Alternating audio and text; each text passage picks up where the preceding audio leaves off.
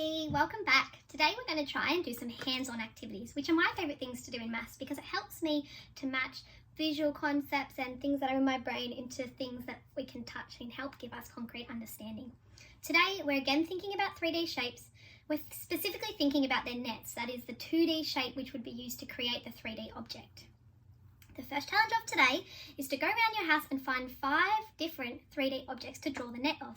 Here are some I found in my house. First of all, I found this cylinder of chai tea. I love a nice hot chai in the middle of winter. That keeps me nice and warm. And I found a box of cheesels, which I'm sure that you can imagine if we cut this open, it would be a rectangular prism. I hope that you could tell that we could unfold that. Then next up I had some rice paper roll wrappers. Can't be a prism, so it's actually a cylinder as well. Same as my chai jar, but it's just been squished. I love it. The next thing I found was another cylinder. I'll show you down here. And that was one of my pot plants.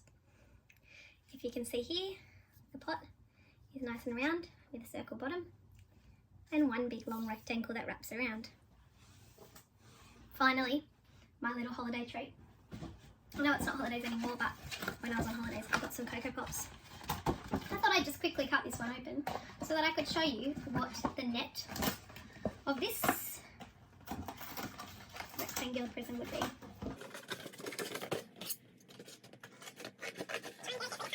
You don't need to actually cut any of the things you found at home because you just need to be able to draw them. As you can see, if I was to draw this box of Cocoa Pops, I would need to make sure I had 1, 2, 3, 4 sides. And it's a little bit tricky with a box because they obviously have flaps on both sides, but you could draw the flaps on both sides. When they fold together, they just create one big rectangle. Then our next activity is that we're going to try and make some nets of 3D shapes into 3D shapes. So if you have a printer at home, you can print out the templates online that I'll give you guys. You can cut and paste them and create the shapes. Like that's what I did yesterday. I made this one, this one, this one, this one and this one. So if you have a printer, you can have a go. You don't have to make all of them. You could just pick which one is your favourite and make that. If you don't have a printer, I challenge you to get creative. Can you find some toothpicks or some skewers or maybe even some bobby pins or something and some blue tack or some Play-Doh and create the edges of a 3D shape in which you can see and very clearly be able to count the faces, the edges and the vertexes. I'd love you to take a photo and upload that for today.